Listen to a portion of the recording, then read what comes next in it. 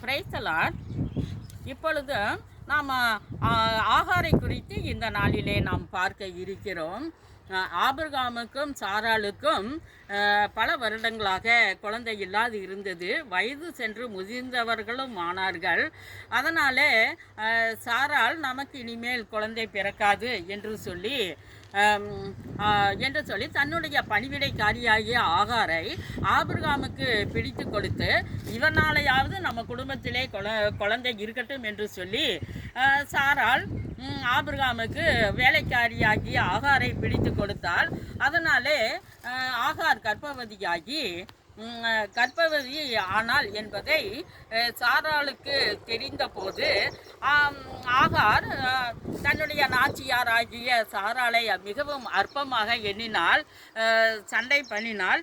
இதனாலே சாராள் ஆபிரகாமுகிட்ட சொல்லி, நான் பார்த்து பிடித்து கொடுத்த இந்த ஆகார் என்னை மிகவும் அற்பமாக நினைக்கிறாள் என்று சொல்லும்போது, அதற்கு ஆபிரகாம், ஆகார் உன் கையில் இருக்கிறாள், உனக்கு எப்படி உனக்கு இஷ்டமானபடி ஆகாரை நடத்து என்று சொன்ன பொழுது சாராள் ஆகாரை மிகவும் கடினமாக வேதனைப்படுத்தினாள், சண்டை பண்ணினாள்.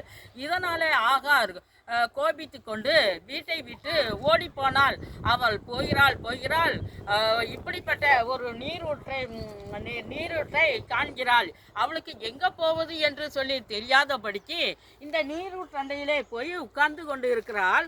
அதனாலே ஆகாரை வானத்திலிருந்து கர்த்தர், ஆகாரே நீ எங்கே இருக்கிறாய், எங்கே வந்தாய் என்று சொல்லி ஆகாரை கர்த்தர் கேட்கும் பொழுது, அப்பொழுது கர்த்தர் வானத்திலிருந்து தேவதூதரை அனுப்பினார். ஆகார் ஒரு நீரூற்றண்டையிலே உட்கார்ந்து கொண்டு இருக்கும்போது தேவதூதர், ஆகாரே நீ எங்கே இருக்கிறாய், எங்கே வந்தாய், எங்கே உட்கார்ந்து கொண்டு இருக்கிறாய், எங்கே போகிறாய் என்று சொல்லி ஆகாரை கேட்கும் பொழுது, அப்பொழுதுதான் ஆகார் அந்த தேவதூதரிடத்திலே, நான் என் நாச்சியாரோடு சண்டை பண்ணி கொண்டு வந்திருக்கிறேன் என்று சொல்லி கேட்கும் பொழுது, அப்பொழுது தேவதூதர், நீ உடனடியாக நீ வீட்டுக்கு போ, உன் நாச்சியாரின் கையில் அடங்கி இரு என்று சொல்லி தேவதூதர் சொன்னார். ஆமேன்.